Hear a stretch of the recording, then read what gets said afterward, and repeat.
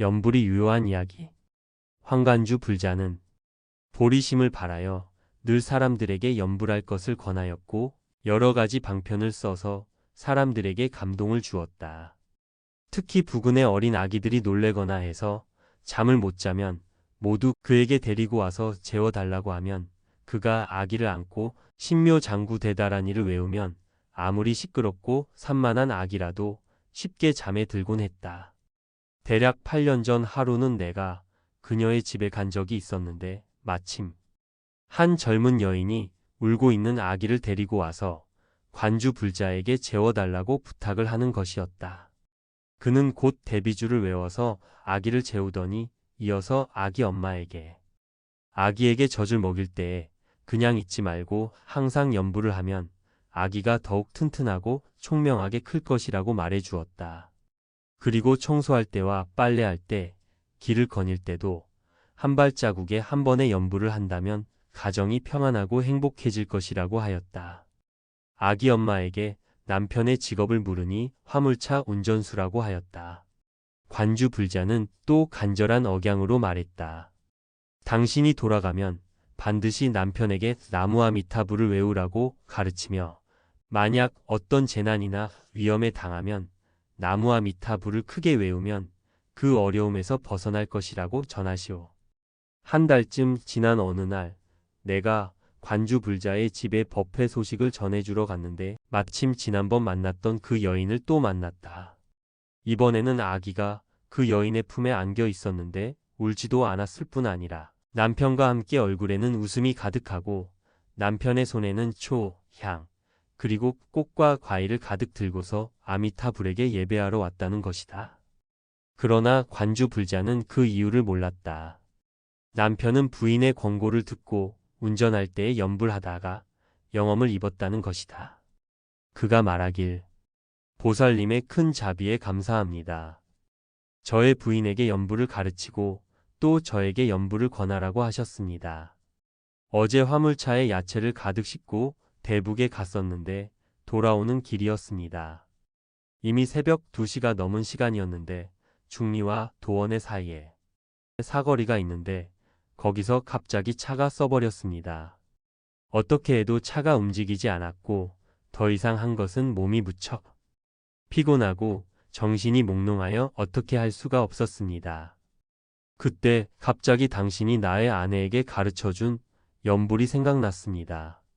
당시에 저는 두 손을 운전대를 잡고 있었는데 눈은 감기고 잠이 오는 상태였습니다.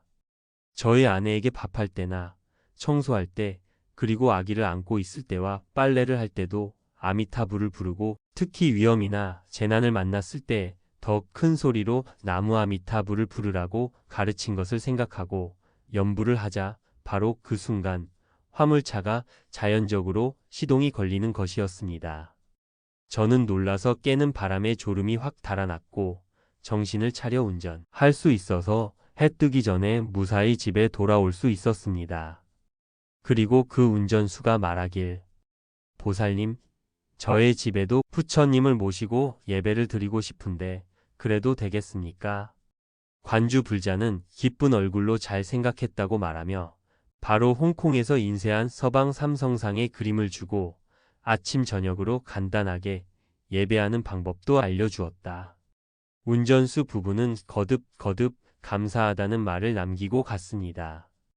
이 불가사의한 영험을 내가 직접 들은 것입니다. 모든 분들에게 권합니다.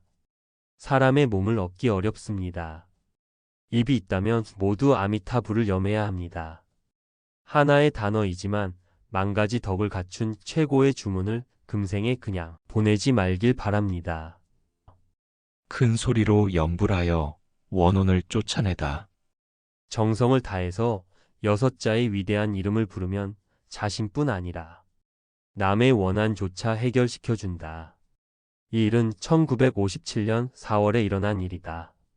그날 오후 5시경에 할머니는 가장 어린 손녀와 목욕을 하고 손녀를 업고 거리에 나간 것이다. 하필이면 그녀가 동평극장을 지나가는 순간에 화물차가 닥친 것이다. 할머니는 즉사하였고 다행히 손녀는 무사하였다. 이틀 후에 화장을 하고 도사 몇 명을 초청하여 연결식을 하고 있었다. 할머니의 아들은 대북에서 내려와 상복을 입고 향로와 번을 들고서 도사들이 시키는 대로 상주로서의 예식을 하고 있었다. 도사들은 바라와 북 그리고 여러 가지 악기와 법구로 떠들썩했다. 상주가 방에서 나오려고 한 발을 문 밖에 내딛는 순간 아직 한 발은 방에 있는 그 상태에서 상부의 몸이 경직되고 말았다. 눈은 허연 동자를 드러내고 얼굴은 하늘을 향하였으며 숨은 겨우 내쉬고 있었다. 얼굴색은 검게 변하여 마치 흑인과 같아지는 것이었다.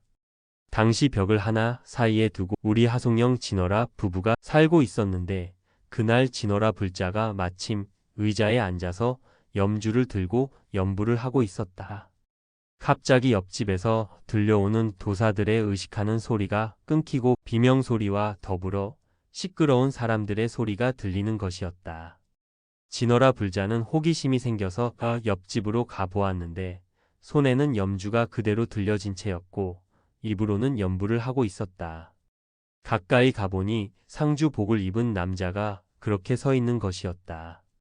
진어라 불자는 그만 놀란 나머지 큰 소리로 나무아미타불을 부르기 시작하였고 대략 2분 정도의 시간이 지나자 상주의 얼굴과 눈동자가 정상으로 돌아오는 것이었다.